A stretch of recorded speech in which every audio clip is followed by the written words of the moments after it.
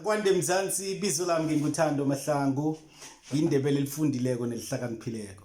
Sithokoze bakwethu ibizo lami nginguKgotso Mahlangu. Le ivuka indebele podcast. Namhlanje sokukhuluma ngomthelelo omumbi umbuso onako phezulu kwengwenyama zangekhethu.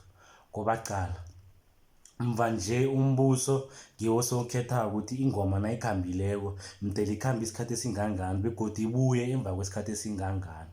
Ngikho uthola abantu ababeregako nakudela kuwela uhlangana neentjhijilo zokuthi la berega khona nakabuye siyaqothiwe. La berega khona nakabuyako abuye nothole nabakukhalimile kubhedere kunalokho nabaqothile ngoba abaningi bayaqotha. Qala mva nje kunomntazana oqothe Shoprite oqothelwe kwenza isiko.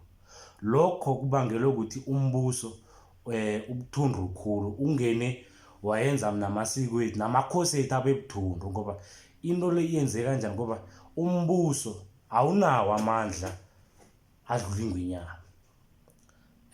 Angikhambi ngedwa ke kosa kwethu wena indaba le ngobungawe uyibona bunjani begodu ipengu yenrezi ingaba ngoba imthelelo lamuyimbihle ingwenyama zethu ziphunguleka amaphimbo nakonakala izinto ezithiza ayisakhona ukuvela tjhatjhalazi kukhuluma ikhalime ngombana ibaleke ukuthi lapha banginikela uburotho nangengikhuluma phela la bazongibuza ukuthi endoda uyikhuluma njani into enjalo sikunikele uburotho.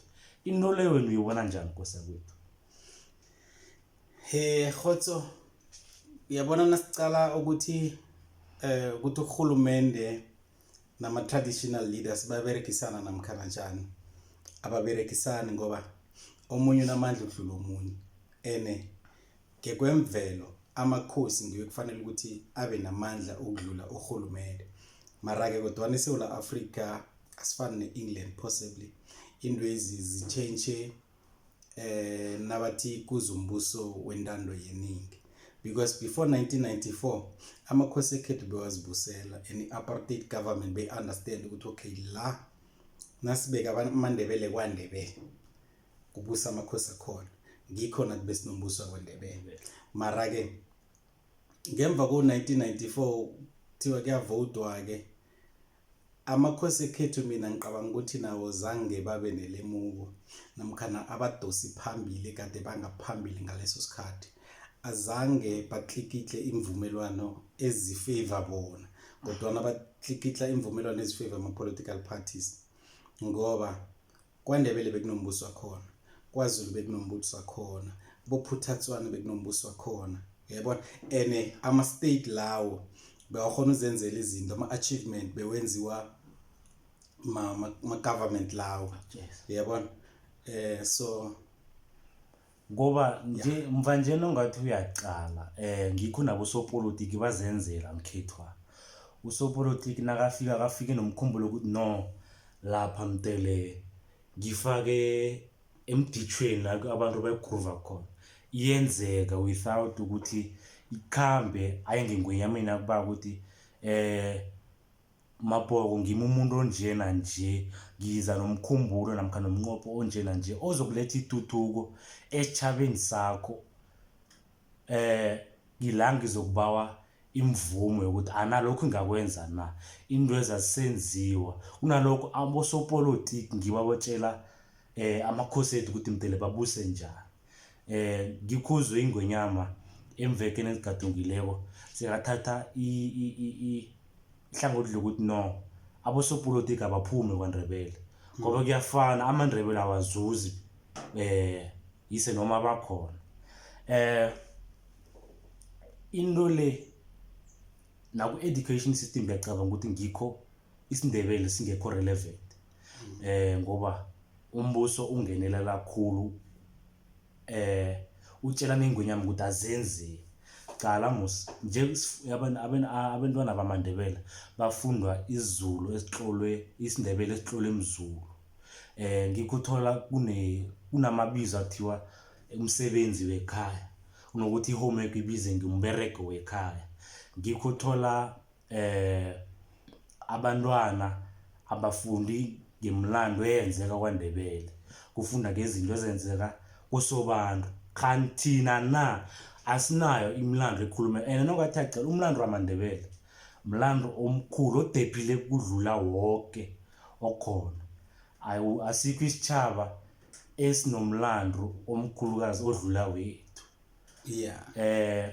Manje ngoba ama-history nemlando ayitlolwa ngithi, itlolwa babantu abazikhethelako bona ukuthi la ngifaka ukuthini, la ngifaka ukuthini. Ngoba cala uNyabela bekunguye kwaphela ingwenyama ezange iye ngaphetsheya ukukhothamela uQueen Elizabeth. Bekunguye kwaphela ingwenyama ebeyibhadelisa amabhunu umthelo la abusa khona. Into le yagcina ngaye. So that's why Kgotso, if you can look, ingwenyama eziningi zinentombe labambethe khona uniform angaphetsheya, uniform yamapholisa we-England, uniform yabona ogadi bangale bachude ngayo, mainly because ingwenyama uNyabela kwaba ingwenyama ethi yona angeze yabizwa umfazi mdeleze kuyo ngoba uyingwenyama, angeze abizwa ngomunye umuntu athi eze kuye azokukhothamela yena. Correct. Umbuzo enginako ukuthi ana kunje ngoba ingwenyama nazo ziyavuma namkha bona bakholelwa kusekuthini baza kuthini umbuso. No, kungebangeli ngoba ingwenyama zethu nazo bakuvumele lokho, yabona. Amakhosi ekhethu ayakuvumela, mara ke ukukutshela iqiniso Kgotso,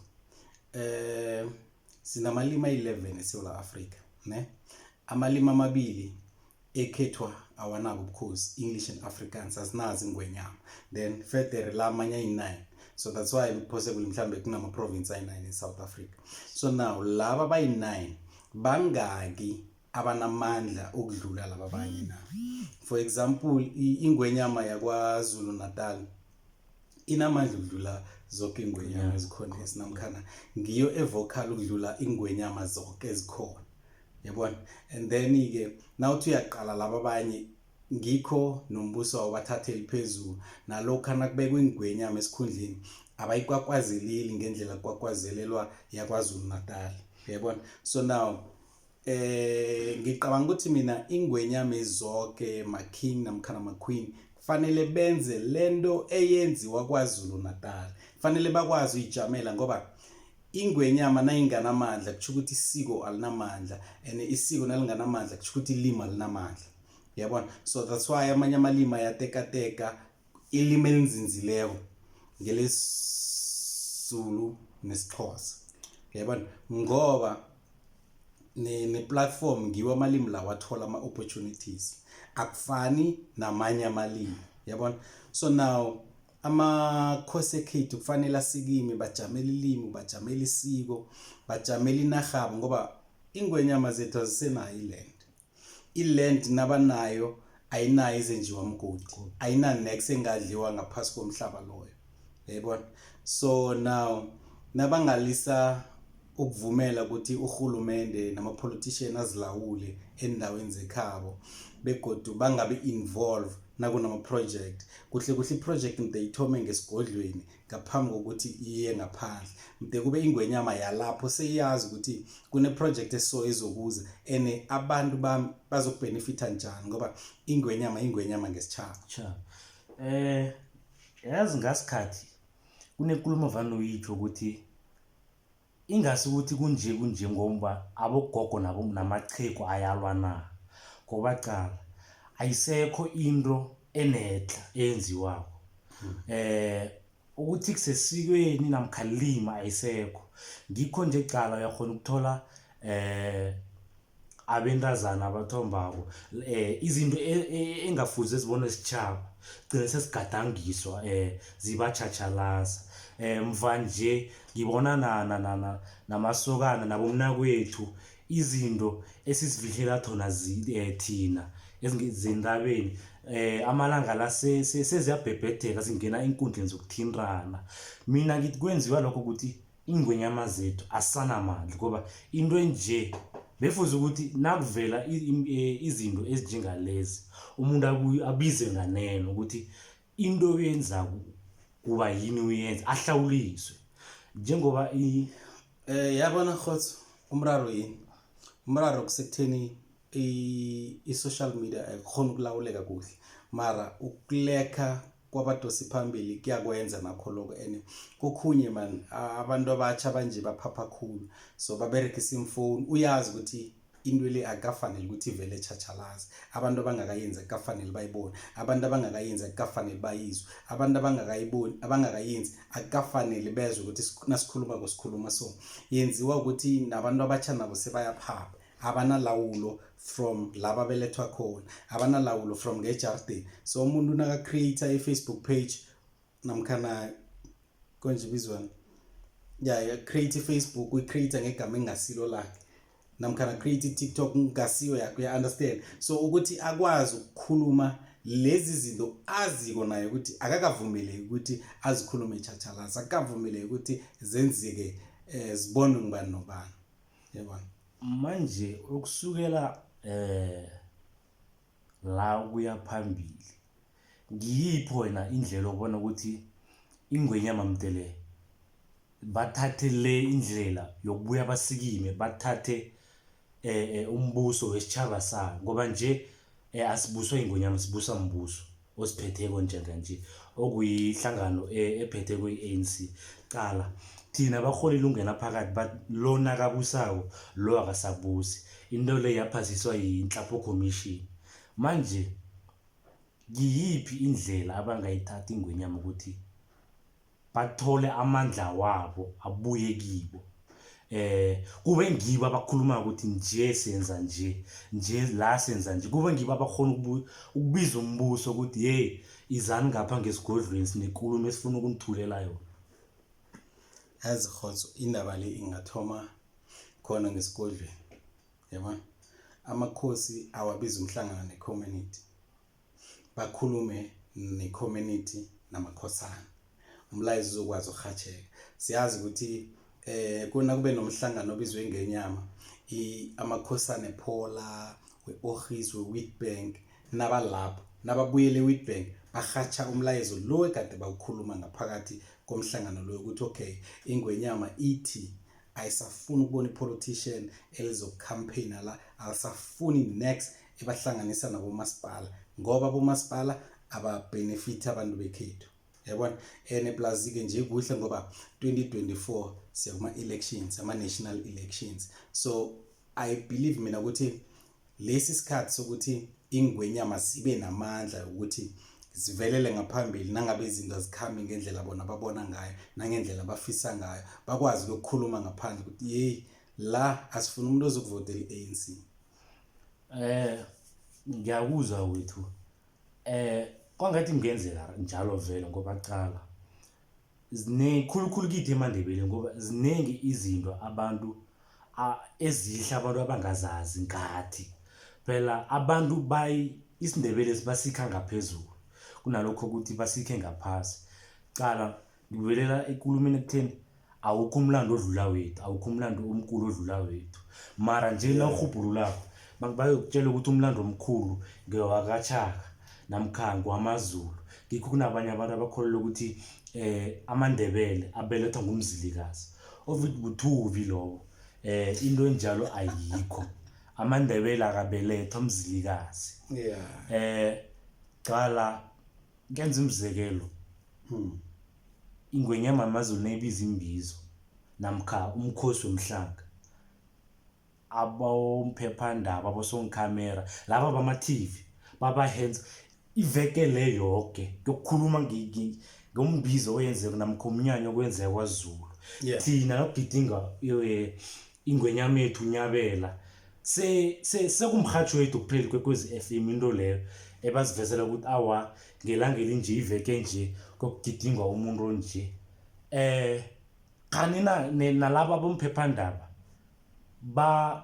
umbuso nomthelela kibo na ukuthi into enje ikhulumeni into yesichabisi nje leyo iliseni ngoba nento nje futhi kuba kuhle kuhle nakuthoma unobayeni ilanga lakanyabela lithoma ukugidinga nakuthoma unobayeni manje laba bamaphephandaba nabo balawulwa mbuso na ukuthi la ningakhuluma la ningatlola ngalokho isitjhaba esinje ningakhulunywa ngaso ngoba ngibuziswa icala musi ngwenyama amapedi asiyazi usikhukhula kodwana ikhona kodwana ngicabanga ukuthi nawe wakusolo wakhulu abangaka khe weza bathi usikhukhune nakho ukhuluma nesitjhaba sakhe namkha usikhukhune unomnyanya othize awugidingako. No, yazi Kgotso, into le ikabili. Urhulumente unomthelela njani? Unomthelela ukuthi u-acknowledge buphi ubukhosi. Unomthelela ukuthi u-acknowledge liphilimo. Then i-SABC njenge-public broadcaster iyodwa inomthelela ukuthi ngiliphi ilimi elingaphakathi kwe-SABC elikhulunywayo eli-influencer anything eyenzeka ngaphakathi kurhulumente. Yabona? And then nakhona ngibuye ngithi mina urhulumente akanamthelela ngani ngoba intshaba ezinye zizona zithulele nakwenzeka konke lokho ngoba mina Kgotso, to be honest mchana, isitshaba samaZulu bayijamela into yabo, bayisikimela into yabo, bayilwela into yabo, so ngikho kukhonakala ukuthi bahlonitshwe ngoba na ufuna ukwenza something kwaZulu Natal uqabanga kabili, na ufuna ukukhuluma kumbi ngamaZulu uqabanga kabili, na uqabanga ukuthi into ozoyenza le ayizokuphatha amaZulu, isitshaba samaZulu kuhle uqabanga kabili. Why? Ngoba uyazi ukuthi bazokulwa vele bazokubuya. Yabona, angeze bakulise ukhulume umathanda. Yabona, angeze bakulise ufike kwaZulu Natal uzenzele umathanda. Angeze bakulise uzenzele umathanda ngevunulo lwabo nelimo labo. Yabona, bazijamele. Mara thina senzani? Intshaba ezinye zenzani? Amapedi enzani? You know, amaTswana benzani? AmaTsonga benzani bona? You understand? Yes. AmaVenda benzani ngaphandle kokuthi kunomubango eTV? You understand? Wazini ngabo? Yini enyo yaziko? Wazi muphumlando? Wazi abadosi phambili babo baphi? Ngimaphi owabona bavele eTV kamanye nje different programs? Yabona, bathini ngelimi labo, bathini ngesiko labo, bathini nje ngecommunity yabo. Yabona?